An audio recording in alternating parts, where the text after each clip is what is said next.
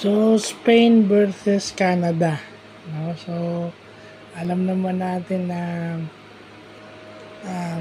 dati, kapag ang Canada ay lumalaban sa Spain, alam naman natin na lopsided. Pero ngayon, ang kaibahan ngayong World Cup na maganda sa mga basketball fans, pumapalag itong Canada. Okay? Ang Canada kasi is nagpalakas. Yung mga NBA players silang Canadian citizen ay naglalaro na. No?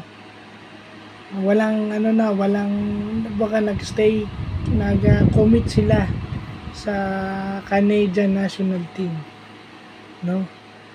Alam naman natin ang Spain matagal lang ginagawa yan. Nakita nyo si Rudy Fernandez hanggang ngayon naglalaro pa eh. No?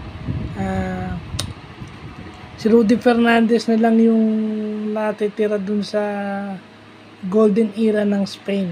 Ang mga bago na yung ngayon.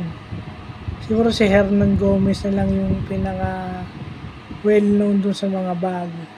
Karamihan kasi ngayon bago na. Ngayon, makikita mo rin na mas physical itong sa FIBA kaysa sa NBA. Nakita ko kanina, kapapanood ko lang, no? Si RJ Barrett, pagka nasa NBA o sa Knicks sa NBA ito naglalaro, swabe. Kasi walang pumipigil dito eh. Kasi pag dinikitan mo to, foul. Pero ngayon, natutumba siya. Yung mga tira niya, off balance.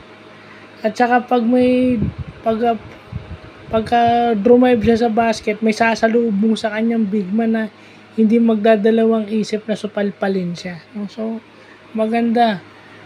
Tune up game lang mo yun ng Canada versus Spain pero overtime. No, yun ang maganda ngayon dito sa mga team sa World Cup eh, no. Wala nang kung may lopsided man bihira eh. Pero lahat pumapalag. So, yun lang.